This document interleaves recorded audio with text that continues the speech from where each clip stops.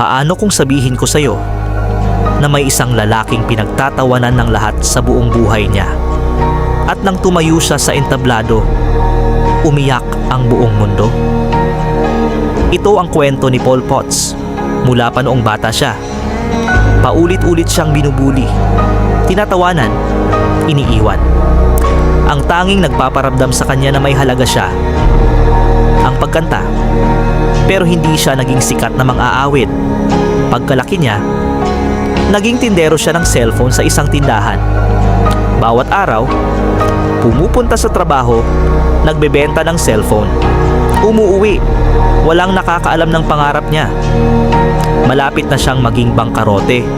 Ibig sabihin wala na siyang pera. Puno ng utang. Walang malinaw na kinabukasan. Tapos noong 2007, may narinig siyang audition para sa isang TV show na tinatawag na Britain's Got Talent. Audition, ibig sabihin, pagkakataon na ipakita ang iyong talento sa harap ng mga hurado. Nang lumabas siya sa entablado, nakita mo sa mukha ng mga hurado ang pagtataka. Sino itong lalaking ito? Simpleng tindero. Mukhang hindi confident. Mukhang takot.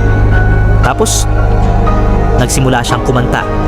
Ang YouTube video ng kanyang audition, mahigit 197 million views na ang nakakita. Dahil nang buksan niya ang kanyang bibig, walang nakahandang marinig ang lalabas. Nagtayo ang lahat. Umiyak ang mga hurado. At si Simon Cowell, ang pinakamahirap pag-aliwin na hurado, nagsabi, "Hindi ko aasahan ito. Ito ay isang bagong simbuyo ng sariwang hangin." Nanalo si Paul. At ang simpleng tindero ng cellphone, naging isang multimillionaire na kilala sa buong mundo. Pero ang pinakanakakaiyak na parte ng kwento niya, hindi ang tagumpay niya, kundi ang lahat ng tao na lumipas, na naniniwala siyang walang siya. Ikaw, mayroon ka bang pangarap na itinago mo dahil takot kang pagtatawanan?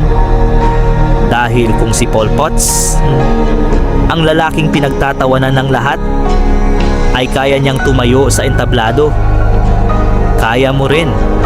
Kung gusto mo ang ganitong klaseng content, follow mo na ko. Salamat sa panonood.